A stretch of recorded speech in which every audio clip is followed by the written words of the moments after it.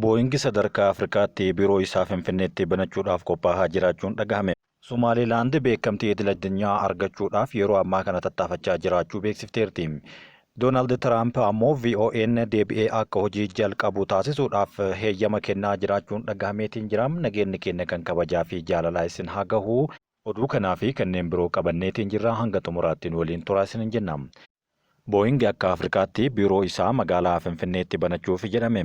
Kubbaaniyyaan guddichi Ameerikaa xiyyaarota rookeettii, saatalaayitii fi misaa'iloota oomishuudhaan gurguru Booying damee isaa Itiyoophiyaa magaalaa Finfinneetti banachuudhaaf karoorfatteera.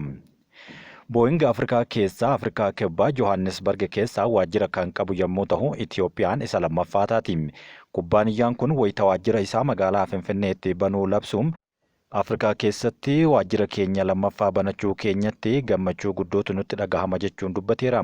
Akka Booying jedhutti waajjirri isaa magaalaa Finfinneetti banamuun maamilootaa fi michoota isaa Afrikaa jiran qixa sirriitiin tajaajiluu fi walitti dhihaachuudhaan hojjechuuf carraa bal'aa akka isaaniif uume dubbatee jira.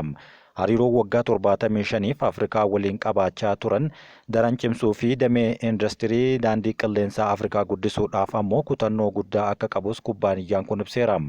Booying akka jedhutti hariiroon Afrikaa waliin qabu xiyyaara gurguruu fi tumsa gamaa balalleetiin jiru gochuu qofaa miti jedhe.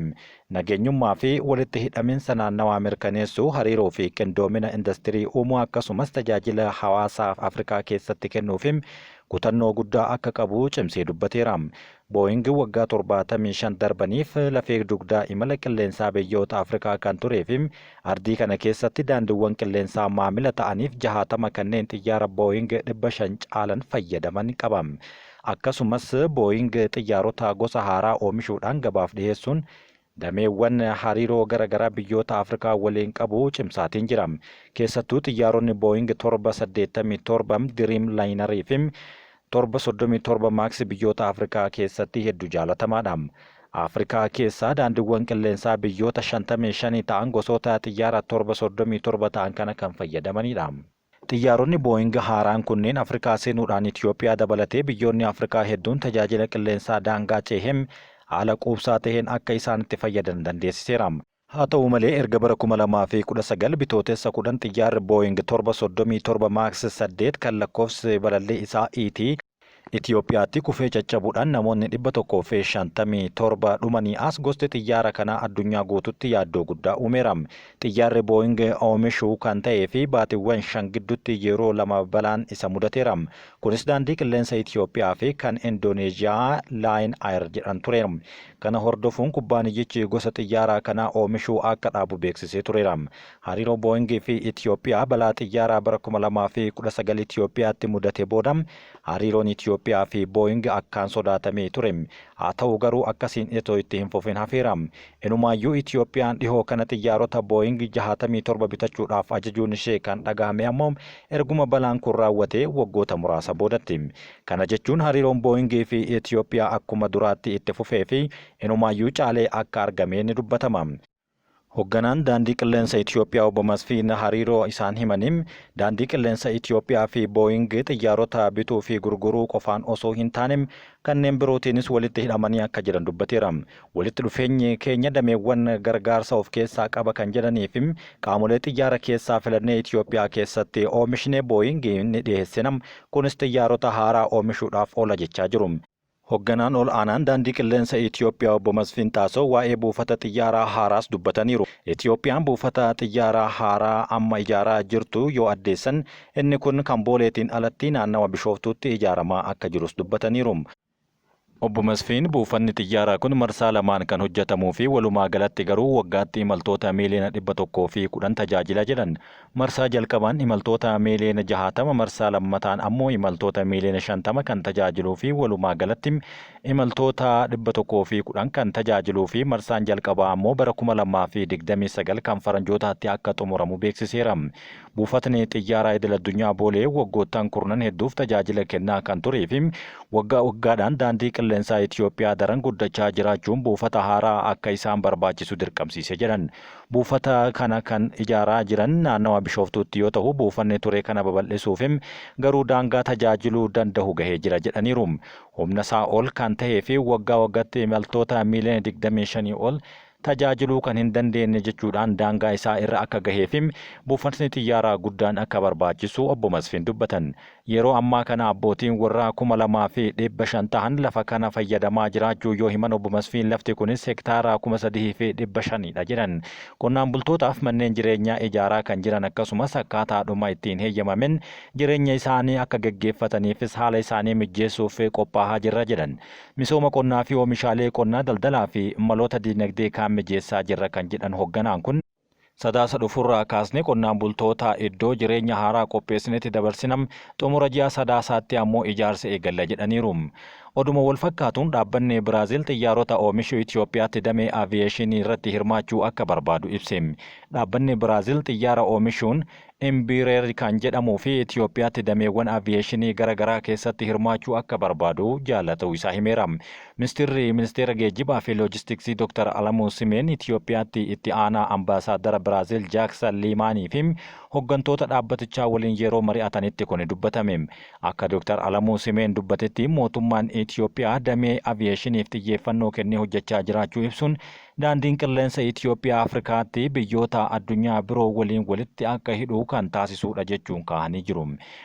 Opereetaroonni dhuunfaa damee aviyeeshinii irratti bobba'an hedduun jiraachuu kaasanii filmaatawwan investimentii bu'a qabeessa ta'an abbootii qabeenyaa alaa irratti hirmaachuu danda'an adda bahuu eeraniiru. Akka fakkeenyaatti suphaa xiyyaaraa fi qaama xiyyaaraa oomishuun dameewwan bu'a qabeessa adda baafaman ta'uu himuun dhaabbaticha waliin hojjechuudhaaf deeggarsa barbaachisu gochuuf qophii ta'uus dubbataniiru. Bakka buutonni dhaabbatichaa gama isaaniitiin xiyyeeffannoo Itoophiyaan aviyeeshiniif kennite ilaaluudhaan dameewwan garaagaraa keessatti hirmaachuu akka barbaadan ibsuu isaanii ragaan ministeericharraa argame himeera. Suphaa xiyyaaraa qaamolee xiyyaaraa oomishuu fi dameewwan leenjii irratti tumsaan hojjechuun kan barbaadan yommuu ta'u, dabalataanis xiyyaarota balallii biyya keessaaf oolan haala fedhii daandii qilleensa Itoophiyaa eegeen dhiheessuu akka danda'anii fi daandii qilleensichaa waliinis tumsaan hojjechuu akka barbaadan dhaabbanni Biraazil kun ifa godheera. Oduu biraatiin obbo Geetaachoo Raddaa sirna kabajaa fi galata pirezidaantii bulchiinsa yeroo Tigraay Leetinaal Jeneraal Taaddasaa Warradaan dhiyaateef kuffisaniiru. Gorsaa ministeera muummee Dr. Abiyyi Ahmad kan dhimma baha Afrikaa ta'uudhaan kan muudaman obbo Geetaachoo Raddaan sirna kabajaa fi galata pirezidaantii bulchiinsa yeroo naannoo Tigraay haaraa filataman Leetinaal Jeneraal Taaddasaa Warradaa isaaniif dhiyeessan kuffisanii jiru. Obbo Geetaachoo Raddaan erga Ebla 3/2017 irraa gorsaa muummicha ministeeraa dhimmoota baha Afrikaa ta'uudhaan muudamaniin booda gaafii fi deebii miidiyaa irratti yeroo jalqabaatiif kenneera. Ministeerichi dhimma gaafii fi deebii miidiyaa afaan Tigriffaatiin UMD waliin taasisaniin aangoo Tigraay keessatti dabarfamuun nagaa fi lubbuun jiraachuu uummata Tigraay hin mirkaneessu jedhan. Obbo Geetaachoon of eeggannoo muummichi ministeeraa federaalaa nageenya isaaniitiif godhaniif beekamtii kan kennan ta'uun akkasumas galateeffataniiru. Uummanni Tigraay karaa barbaachisu kamiinuu gara waraanaatti akka hin deebineef waan danda'u maraanaan godha jechuudhaanis waadaa galanii jiru. Waliigalteen nagahaa Piriitooriyaa akka xumuramuu fi cimanii akka hojjetan kan ibsan yommuu ta'u, sochiin fedhii jijjiirama Tigraay keessatti jalqabe duubatti deebi'uu kamiyyuu fudhatama akka hin qabnee fi akka hin milkoofnes kaasanii jiru. Tigraay keessatti isaan ajjeesuudhaaf shirri xaxamaa turuufi kana sodaadhaaf tasumaa siyaasa Tigraay keessaa bahuudhaaf fedha tokkollee akka hin qabne garuu kaahaniiru. Osoo muummeen ministeera Itoophiyaa Tigraay magaalaa Maqaleetti kan argaman ta'e daddabarsaan aangoo hiika guddaa kan qabu ture jedhan Geetaachoo Raddaan. Kaleessa irra deebi'anii yaaduun sababa gochuun aarii fi haaloo bahuun kakaasuun bu'aa kan hin qabne jechuunis dubbataniiru. Itti dabaluunis kabajaan addaa innaa baasuun dursa hin qabu. Dursi kan kennamuuf haala seera maleessa Tigraay keessatti mul'ate sirreessuudhaaf hojjechuudha jechuunis kaahaniiru. Kabajaa fi beekamtii uummanni Tigraay anaaf kenne guddaadha. Kabajaa fi beekamtii kana caalu ani kan hawwu hin jiru yoo jedhan waltajjii kabajaa fi sirna geggeessaa beekamtii pirezidaantiin haaraan isaaniif dhiheesse akka isaan hin fudhannes beeksisaniitiin jiru. Hojjettootaa fi seeraan ala naannicha keessa jiran to'annoo jala oolchuudhaaf fi tattaaffii taasifamaa jiru keessatti akkuma kaleessa har'as uummata tajaajiluudhaaf qophiidha jechuun kaahaniiru. Oduu biyya alaatiin pirezidaantiin Somaalilaand Abdurrahmaan Muhammad Abdullaahi yeroo Somaalilaand beekamtii hawaasa idil addunyaa argachuun hojii guddaatti akka jiran dubbataniiru. Iroon haasaa haala biyyaa kan waggaa taasisaniin Somaalilaand beekamtii idil-addunyaa argachuudhaaf cimsitee hojjechaa jiraachuu ibsa godhaniiru. Hariiroo dippiloomaasii fi dinagdee Somaalilaand Yuunaayitid Arab Emireet waliin qabdu utubaa imaammata alaa Somaalilaand ta'uu dubbataniiru. Pirezidaantii Irroon paarlaamaadhaaf haasawa yeroo taasisanitti bulchiinsi isaanii dhageettii Somaalilaand addunyaa irratti ol kaasuudhaaf tattaaffii taasisaa jiraachuu cimsanii ibsuudhaan sagaleen Rippaabilika Somaalilaand waltajjiiwwan idil-addunyaa ijoo ta'an irratti akka dhagahamu cimsinee nan hojjedha jechuun kaahee jira. Yuunaayitid Arab Emireetis michuu tarsiimoo murteessituudha jechuun jajataniiru. Pirezidaantichi itti dabaluudhaan hirmaannaan dippiloomaasii Ameerikaa fi Yuunaayitid Kingdom waliin guddachaa dhufuu isaas ibsaniiru. Manni murtii ol aanaa Ameerikaa VOA'n tajaajilatti akka deebi'u ajaje. Manni murtii federaalaa bulchiinsi Tiraamp carraa hojii VOA keessaa cufe hundaa fi deeggarsa mallaqaa irraa dhaabe akka deebisu ajajeera. VOA qofa osoo hin taane miidiyaalee deeggarsa mallaqaa karaa US argataa turaniif amma tajaajilichi akka kennamu ajajeera. Manni murtichaa VOA diiguun seeraa fi heera biyyattii kan cabsedha yoo jedhu hojjettoonni VOA 1,300 ta'an isaan keessaa gaazexeessitoonni 1,000 ta'an murtoo Tiraampiin hojii irraa dhorkamuudhaan boqonnaa waggaa akka bahan ta'aniiru jechuun qeeqeera. White House VOA farra Tiraampii fi mankaraarsa jechuudhaan kan ibse yommuu ta'u sagantaa raadiyoo VOA yeroo waraana addunyaa lammaffaa pirooppogaandaa naazii qolachuudhaaf jecha kan hundaa'edha.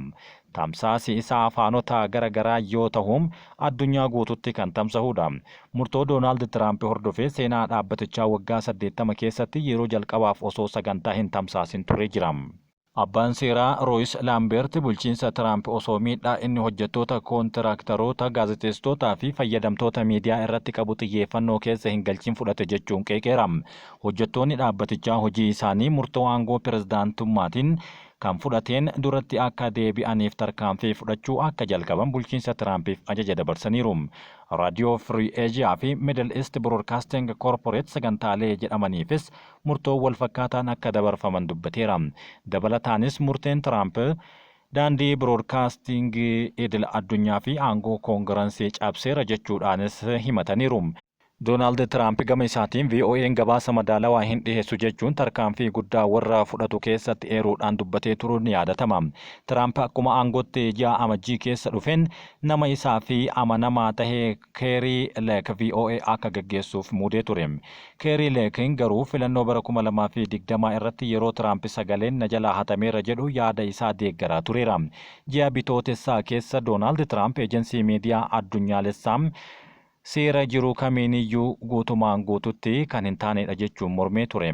White House garuu seera kana murtee kana irratti ammas deebii kan hin kennin hafeetiin jira. Haa ta'u malee warri mana murtii ol aanaa biyyaalessaa deebisanii akka hojii jalqabaniif ajaja kenneetiin jira. Miidiyaan VOA waggoota 80 dura ajaja naazii qolachuudhaaf kan hundeeffame haa ta'u malee biyyoota garagaraa keessatti afaanota isaaniitiin tamsahaa kan turedha. Yeroo jalqabaatiif tamsaasa malee torbaanotaaf turuun garuu kan jalqabaa waggoota 80 boodaadha. Biyya keenya keessatti keessattuu afaan Oromoo, afaan Amaariffaa fi afaan Tigriffaatiin tamsaasa isaa erga tamsaasuu jalqabee bubbuleera. Keessattuu akka sagalee ummataatti kan ilaalamu VOA'n Itoophiyaa keessatti yeroo garagaraatti yeroo bilisummaan miidiyaa hin jirrettis gargaarsa guddaa bahatee akka ture kan beekamudha. Yeroo ammaa kana garuu Doonaald Tiraamp ajaja fuula tokkootiin miidiyaa kana cufuun addunyaa guutuu afaan qabachiiseetiin jira. Kabajamtootaa fi jaallatamtoota hordoftoota keenyaa oduu keenya kanarraa asumarratti xumurree jirra. Nu waliin waan turtaniif galatooma.